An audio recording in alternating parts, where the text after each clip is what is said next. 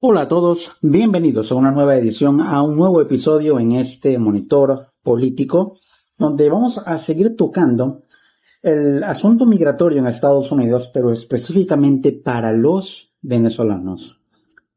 Uno de los puntos clave de la política antimigratoria, mejor dicho, de Donald Trump, es la comunidad y la diáspora venezolana en Estados Unidos, pero sobre todo los mecanismos de protección migratoria que había,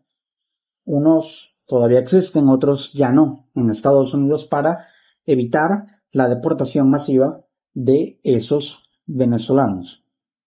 Aproximadamente una comunidad de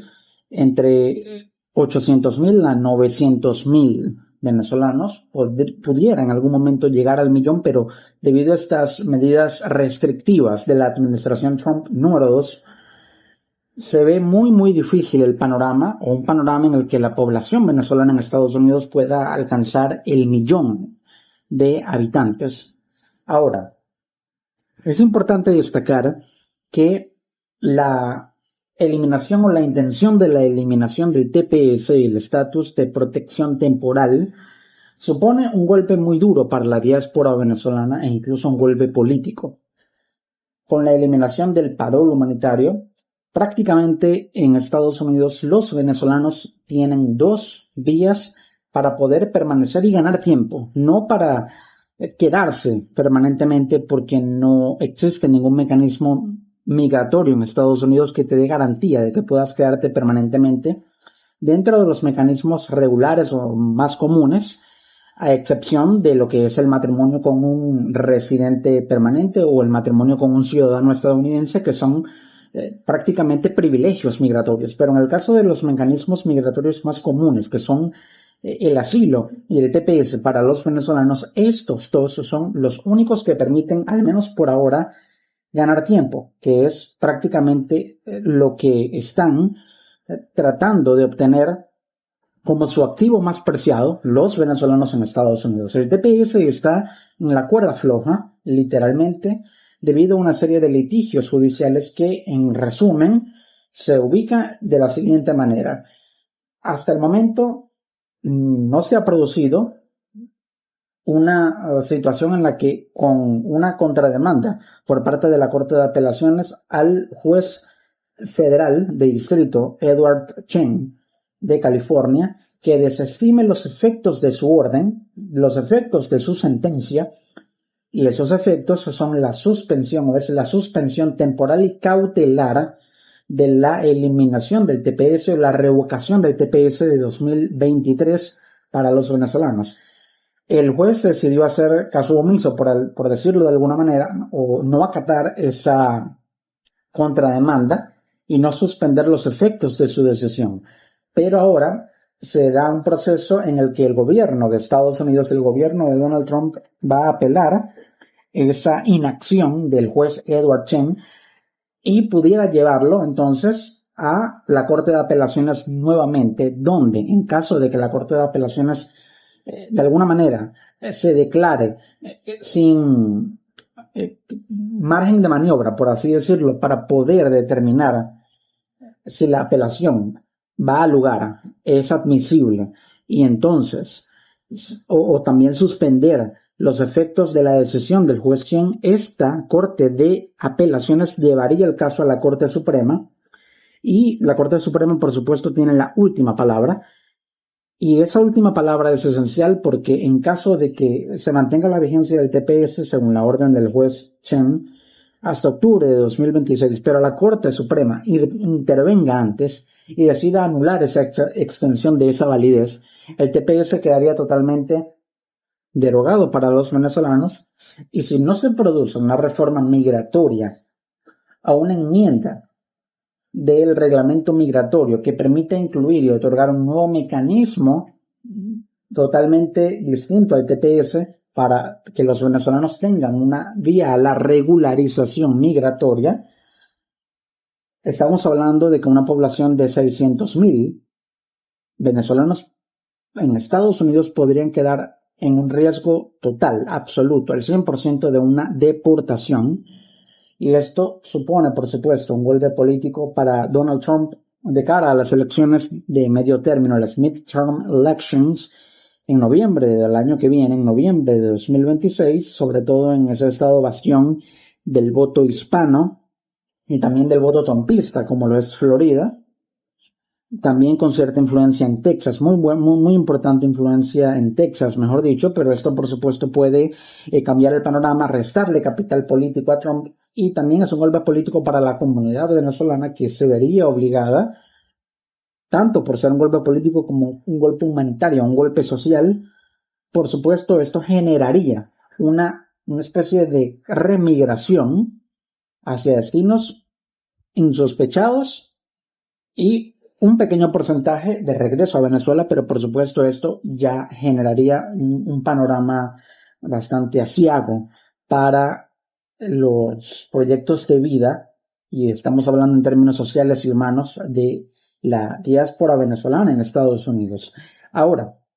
el golpe político que pudiera generar la eliminación del TPS definitivamente por parte de la Corte Suprema, si interviene antes de octubre de 2026, o deja vencer el TPS hasta después de octubre de 2026, pero no se discute, no hay voluntad política ni de los demócratas ni de los republicanos para hablar, discutir una reforma migratoria integral o una enmienda parcial para los venezolanos, o un proyecto de ley para un nuevo mecanismo migratorio para los venezolanos por circunstancias excepcionales dentro de la política exterior, o con influencia de la política exterior de la Casa Blanca hacia Venezuela. Entonces estamos hablando de que podría haber una ola de deportaciones masivas con mayor protagonismo de esta nacionalidad, de la nacionalidad venezolana. Esto, por supuesto, nos lleva a una situación, a una realidad en la que, según diversos testimonios de abogados que he leído, se puede determinar que actualmente el patrón no oficial, no declarado, no escrito en ningún reglamento del ICE,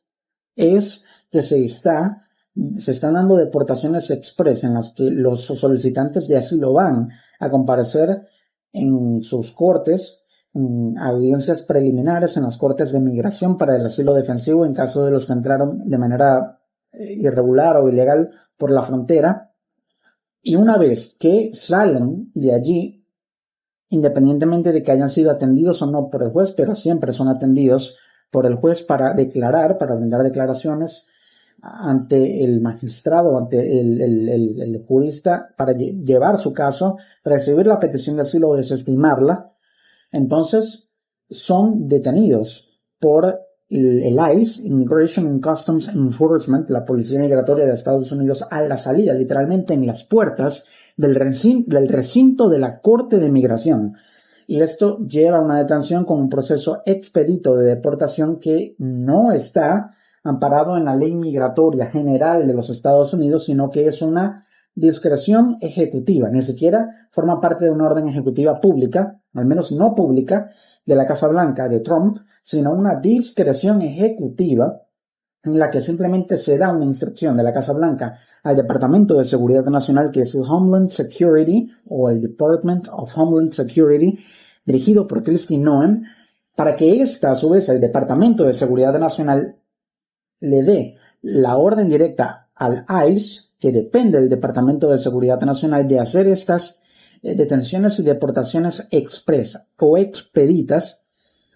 en las cortes de migración, y es el patrón que estamos viendo. ¿Pero por qué se da ese patrón? Por un motivo político en el que Trump está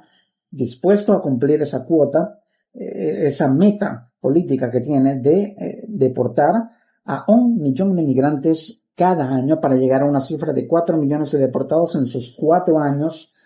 de segundo periodo.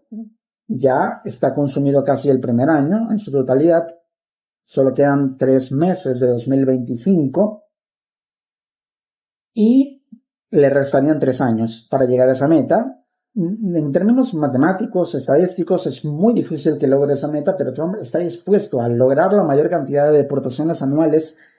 que pueda, porque es una promesa política, es parte de su agenda electoral y postelectoral. Y si bien pudiéramos preguntarnos por qué lo hace, si no puede volver a lanzarse como candidato a la presidencia de Estados Unidos no puede volver a ser presidente, es básicamente la respuesta. Se trata de que necesita dejar un legado y consolidar las bases del trumpismo, que ya existe y que es fuerte, pero al dejar el legado mantiene perdurable al trumpismo por mucho tiempo, lo mantendría perdurable por mucho tiempo en la política estadounidense y le permitiría dejar a un sucesor netamente trumpista, que sería el primer presidente trumpista de la historia de los Estados Unidos. Y por supuesto, al dejar este legado enmarcado en el proyecto MAGA, Make America Great Again, y dejar a un presidente totalmente delegado, por así decirlo, o siendo el sucesor nato de Donald Trump. Algunos apuntan al actual vicepresidente J.D. Vance, otros al actual secretario de Estado Marco Rubio, pero eso está por verse en 3 años, 2 o 3 años. Lo cierto es que Trump quiere dejar un legado y para ello necesita capital político, y el capital político lo mantiene y lo incrementa cumpliendo esas promesas electorales, y las deportaciones masivas son parte o son el primer punto de su agenda política para ganar capital político, recuperar el que pueda perder en las elecciones de medio término, luego crecerlo y de esta manera llegar con fuerza el trumpismo, no Trump, sino el trumpismo, el movimiento MAGA, con mucha fuerza a las elecciones de 2028, a las presidenciales de 2028, dejar un sucesor y hacer que la Casa Blanca tenga 4 años más después del 2028, 4 años más de trumpismo, y así seguir extendiendo el legado de este proyecto ultranacionalista. Y todo parte de estos detalles, y muchas personas en América Latina, en Europa, pudieran preguntarse qué tiene que ver un migrante deportado con el proyecto MAGA o con algo tan grande como lo es el trumpismo y el legado de Trump. Y tiene que ver directamente porque la conexión va desde ese pequeño caso, pequeño no por desestimarlo, sino por ser un caso individual de deportación, que sumados entre muchos genera, por supuesto, una masa de deportación que le da crédito político a Trump para ganar capital político, capital electoral, y hacer que se extienda el legado de ese movimiento y, por supuesto, llegar con fuerza a las próximas elecciones, todo el movimiento que Trump lidera, y de esta manera reformar, por así decirlo, o crear o extender, consolidar una nueva ala dentro del Partido Republicano, que es el ala trumpista, que ya existe, pero hacer que tenga mayor tamaño, más fuerza que el ala neoconservadora, el ala tradicional del Partido Republicano, y dentro del juego interno del partido, hacer que el ala MAGA sea el nuevo hegemón del poder, el nuevo factor que tenga la hegemonía del poder presidencial de los Estados Unidos en representación del Partido Republicano y del republicanismo estadounidense. Entonces, todo eso está conectado. Y para eso abordamos en este episodio este tema, para hacer la conexión política que hay entre las deportaciones, entre las medidas migratorias de Trump, con su proyecto y, por supuesto, lamentablemente, la migración venezolana en Estados Unidos es, de alguna manera, una pieza dentro del tablero que Trump maneja a su antojo para tratar de hacer cumplir esa agenda que se ha propuesto. Así que hay que tenerlo muy en cuenta. Esta es la realidad y los hechos pueden cambiar, por supuesto, pero todo indica que la política migratoria de Trump está totalmente alineada también con su política exterior. ¿Y eso en qué tiene que ver? En que, por supuesto, aplica una política exterior aislacionista y también está aplicando una política migratoria que es aislacionista y nacionalista. Y esto haría que Estados Unidos se cierre a nivel social, por supuesto a nivel económico, a nivel migratorio, y configuraría una nueva sociedad, un nuevo país que podría generar resultados que hasta este momento son incógnitas, pero que se verá en los próximos 3 años, que es el tiempo que le resta a Donald Trump en el poder en este segundo mandato. Nos encontramos en una próxima edición para seguir analizando la realidad política en Estados Unidos, en América Latina, en Venezuela y también en Europa, porque los juegos de poder y las decisiones que moldean la vida de nuestros países es lo que nos interesa en este canal. Nos encontramos en una próxima edición.